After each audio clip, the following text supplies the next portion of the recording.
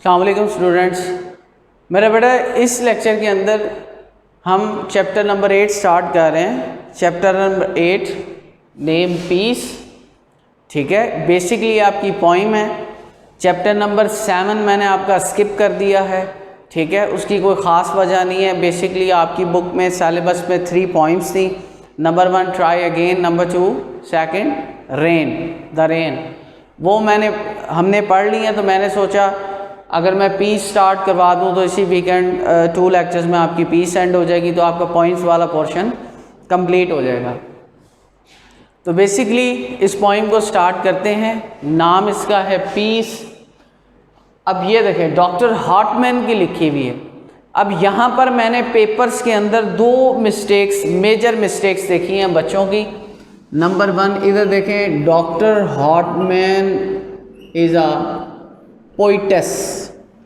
The word is poetess and what is poetess? शायरा। शायरा को कहते हैं।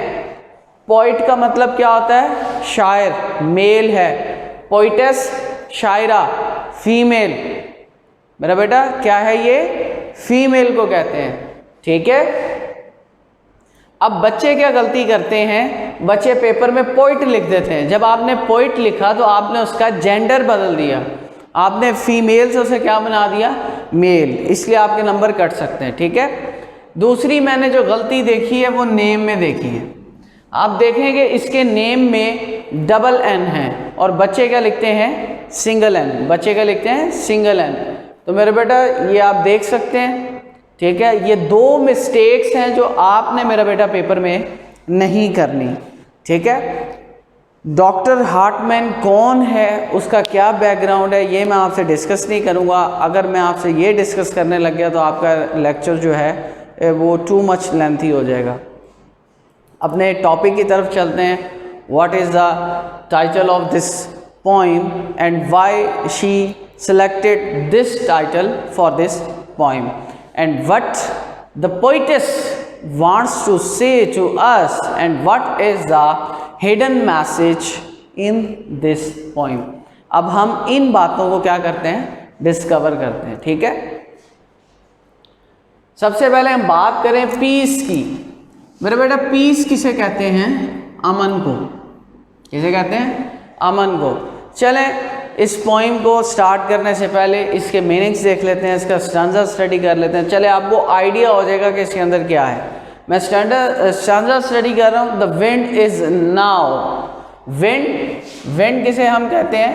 हवा को, ठीक है। नाउ अब है। आर रोरिंग किसे कहते हैं? धारना, ठीक है। स्मैशिंग तबाह करना, ठीक है। स्मैश करना, तबाह करना। रेजा करना भी आप इसे कह सकते हैं, ठीक है। पाश करना भी कह सकते हैं, पाश करना, ठीक है। पाश करने का मतलब होता है टुकड़े टुकड़े करना, ठीक है। मॉन्स्टर देव, ठीक है। देव किसे कहते हैं? बचपन में सुना होगा, वो एक पंजाबी मशहूर सा एक जोक सा सुनाया जाता है कि हम तो जिन हैं, देव के भी हम तो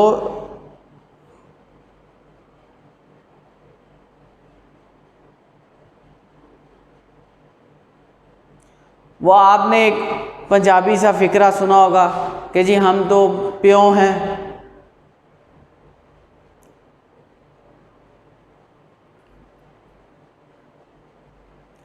तो मेरे बेटा आपने एक पंजाबी मज़ाहिया सी मिसाल भी सुनी होगी कि हम तो द्यों हैं, जिन्नों के प्यों हैं। यानी हमारा एक कंसेप्ट है, द्यों किसे कहते हैं? बिगर देन अ जिन, ठीक है। गॉस्ट, उससे भी ज़्यादा बड़ा। तो वो उसे द्यों रिप्रेजेंट कर रही है, किसे? विंड को। अच्छा, डिस्ट्रक्शन किसे कहते हैं? तबाही, ठीक है मेरा बेटा। उसके बाद है रेकिंग का मतलब है तहबाला करना। अब ये तहबाला क्या चीज़ है? तहबाला का मतलब भी आप स्मैश में ले लें, यानी किस चीज़ को तबाह कर देना, टुकड़े टुकड़े कर देना, ठीक है। मैंस वर्क, आदमी का काम। फ्रॉम द वैलीज, वादियाँ। वैली किसे कहते हैं? वादी को। जो लोग पाकिस्तान के नॉर्दर्न एरियाज़ में गए होंगे उन्हें पता होगा। उसके बाद है वेल्स। वेल्स किसे कहते हैं? घाटियाँ। ठीक है, याद रखें आप झील, सैफुल मलूक, नॉर्दर्न एरियाज, मरी, नारान, कागान कभी विजिट हो, कुछ होती हैं वादियाँ, वैलीज़, और कुछ उस वादी का नशेबी इलाका होता है नीचे वाला। ऊपर वाला इलाका वादी कहलाता है, नीचे वाला इलाका क्या कहलाता है? घाटी, जिसे हम क्या कहते हैं? घाटियाँ। ठीक है, उसके बाद है स्पिनिंग। उसके बाद क्या है? स्पिनिंग। स्पिनिंग किसे कहते हैं? घुमाना या फिर उड़ाना। बात आ रही है समझ में? ठीक है, ब्रोकन, टूटा हुआ, फ्लाइंग, उड़ता हुआ, बट लेकिन all of that not its core. Core कहते हैं असलियत को। बेसिकली कोर होता है गुदा। ठीक है, फॉर एग्जांपल अब कुर्बानी आ रही है, ठीक है, आपने जानवरों की हड्डियों के बीच में जो उसका गुदा होता है, कोर कहते हैं दरमियान, सेंटर। अगर मैं इसे इंग्लिश में डिस्क्राइब करूं तो सेंट्रल पार्ट को कहते हैं, यानी आपका मरकज़ी हिस्सा। ठीक है, जो सेंटर हो। ठीक है, कोर साइंस में भी आपने पढ़ा है, लेकिन यहाँ हम इसका जो मीनिंग है एज अ असलियत लेंगे। ठीक है, इट्स सेंटर। सेंटर कहते हैं मरकज़ को। ट्रुथ, सच्चाई। ट्रुथ क्या है? सच्चाई। इटर्नल कहते हैं अब्दी। ठीक है, अब्दी का मतलब हमेशा, हमेशा रहने वाला। ठीक है, स्टिलनेस। बेटा मैं बात कर रहा था स्टिलनेस की। स्टिलनेस किसे कहते हैं? कामनेस को। कामनेस क्या होता है? सुकून। ठीक है, जिस तरह हम लोग स्टिल को क्या कहते हैं? ठहरा हुआ, ठहरा हुआ। ब्राइट ब्लू स्काइज, चमकते हुए नीले आसमान, एंड ऑल यू हेयर, सुनना, जेंटल, नर्म। ठीक है, विस्पर्स, सरगोशी। विस्पर किसे कहते हैं? सरगोशी। ठीक है, फार अवे, दूर दराज।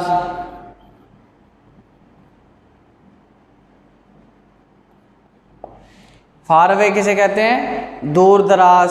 ठीक है, अनइम्पॉर्टेंट, गैर अहम। ठीक है, जो अहम ना हो, अनइम्पॉर्टेंट, गैर अहम।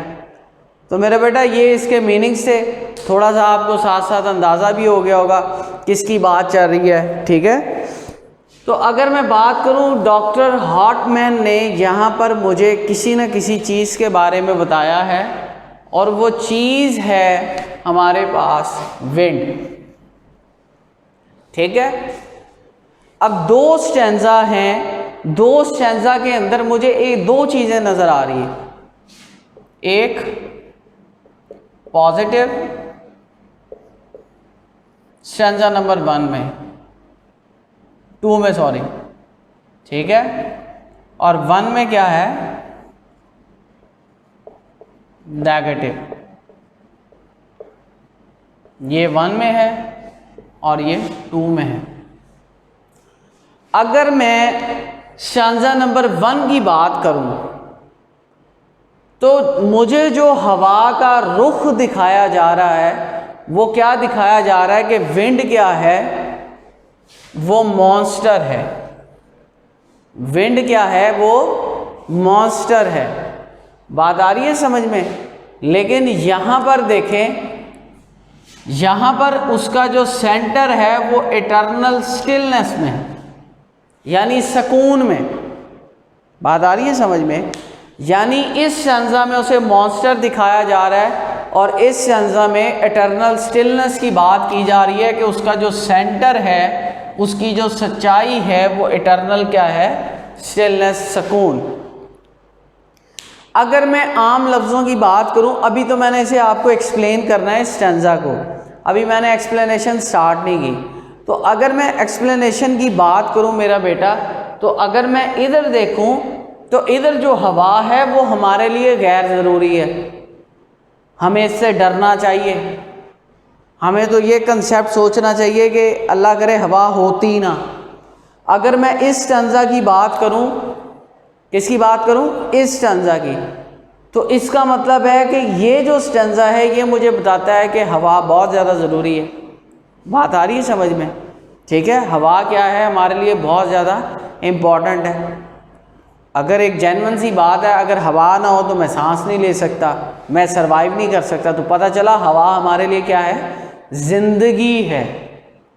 ठीक है, अब ये ऐसा क्यों है, ये उसने डिफ्रेंशिएट कैसे कर दिया कि एक तरफ वो कहते हैं ना पल में तोला पल में माशा, कि एक तरफ इतनी बुराई कर दी और एक तरफ इतनी क्या कर दी?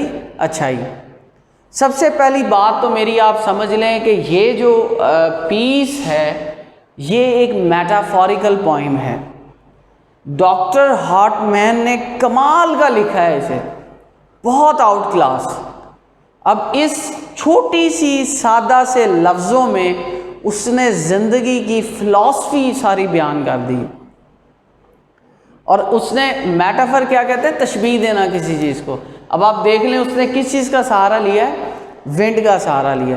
तो हम बात कर रहे थे दो स्टेंजाज हैं हमारे पास, ठीक है। अब दो स्टेंजा के अंदर दो डिफरेंट पॉइंट्स हैं, एक नेगेटिव है एक पॉजिटिव है। ऐसा क्यों है मेरे बेटा? अगर मैं बात करूं हमारी इंसानों की, तो ये चीज़ें हमारे अंदर भी हैं, पॉजिटिविटी नेगेटिविटी।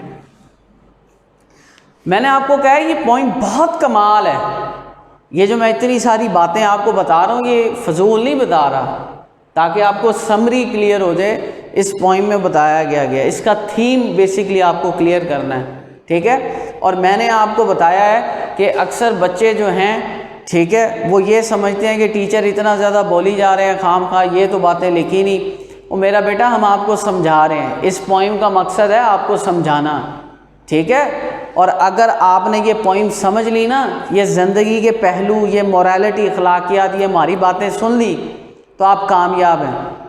अगर नहीं सुनना चाहते, नहीं समझते, आपको नहीं लगता कि ये मैसेज आपको देना चाहिए, तो फिर सॉरी टू से आप उस जज की तरह हैं जो बैठा हज़ारों रुपया रिश्वत ले रहा है, उस डॉक्टर की तरह है जो जाली दवाइयाँ दे रहा है मरीज़ों को। तो बेटा अपनी आखिरत की भी परवाह कर लें। बात आ रही है समझ में? ज़िंदगी में सिर्फ पैसा कमाना नहीं है कि किताबें रटें, अच्छी सी जॉब लगा लें और जी दमादम पैसा कमा रहे हैं। ये जो मैं इतनी सारी बातें बता रहा हूँ ये इसलिए बताना चाह रहा हूँ आप इंसान बन जाएं। अल्लाह ताला को आपकी ये डिग्रियों से ज़्यादा इंसानियत से मोहब्बत है।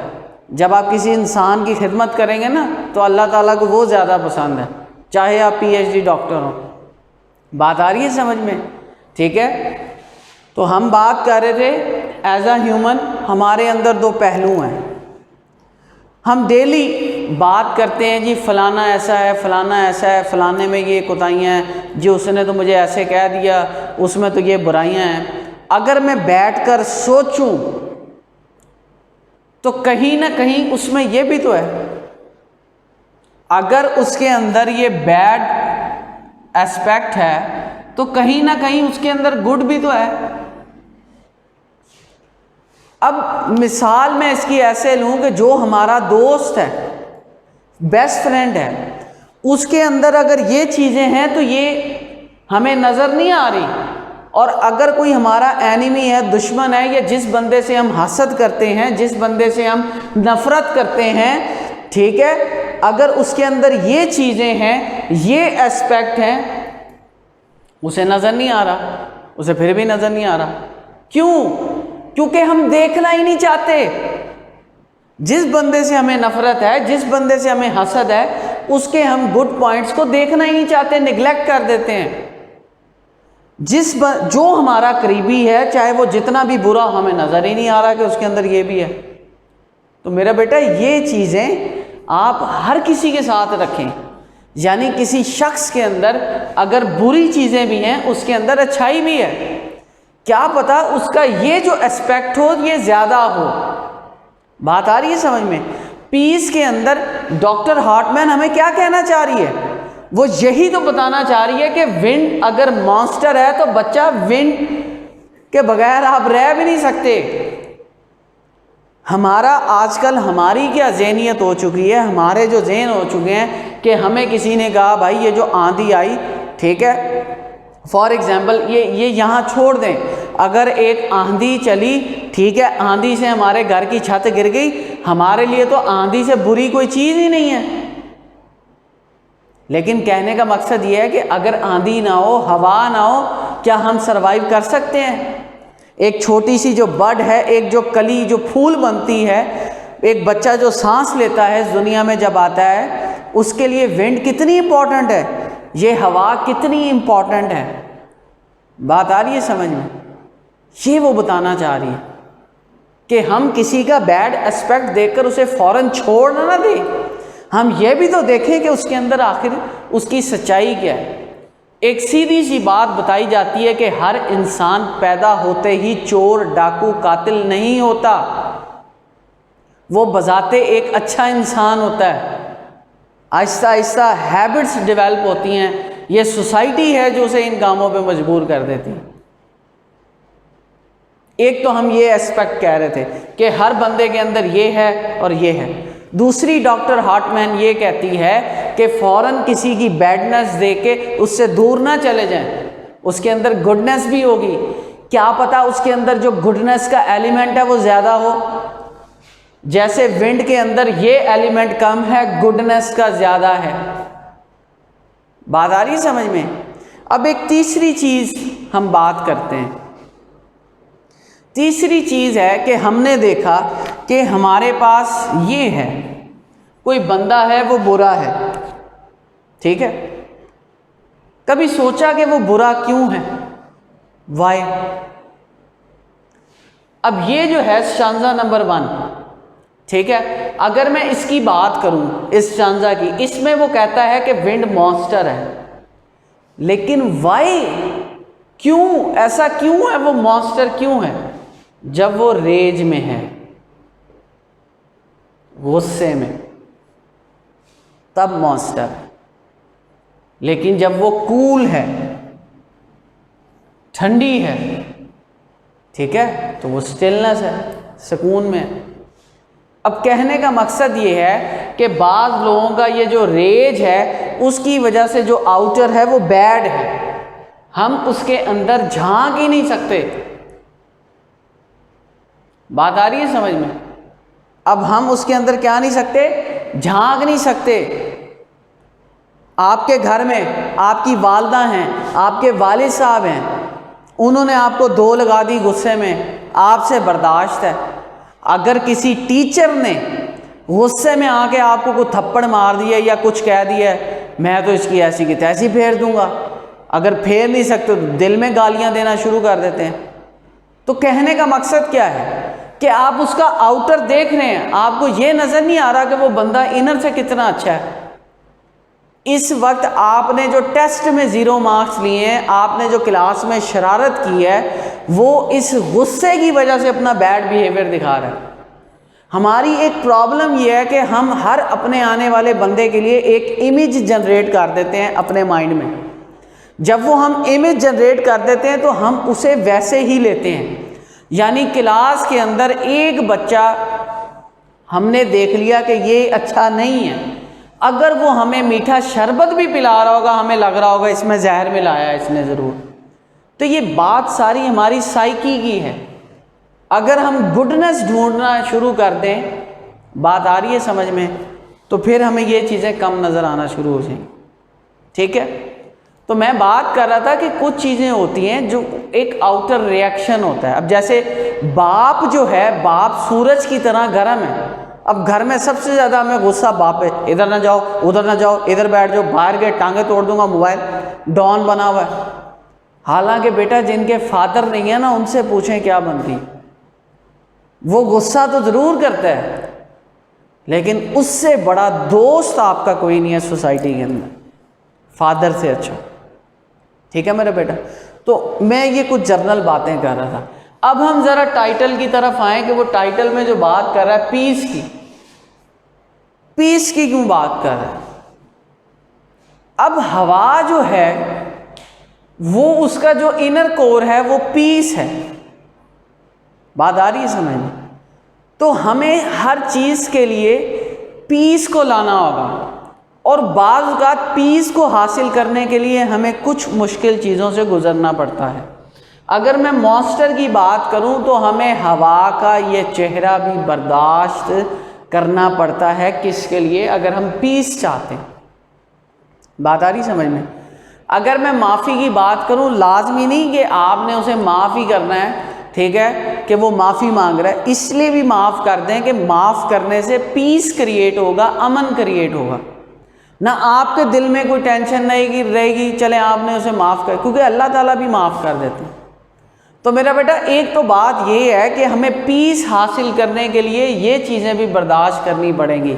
अगर हमें हवा चाहिए, हमें ऑक्सीजन चाहिए, हमें ज़िंदगी में क्या कहते हैं सांस चाहिए, तो हमें आंधियों का सामना भी अक्सर करना पड़ता है। यानी पीस के लिए हमें थोड़ी सी वॉर भी चाहिए। जैसे फ़तह मक्का से पहले आप सल्लल्लाहु अलैहि वसल्लम ने कितनी जंगें लड़ी, मुश्किलात का सामना किया, फिर आखिर में फ़तह मक्का हो गया और क्या हो गया?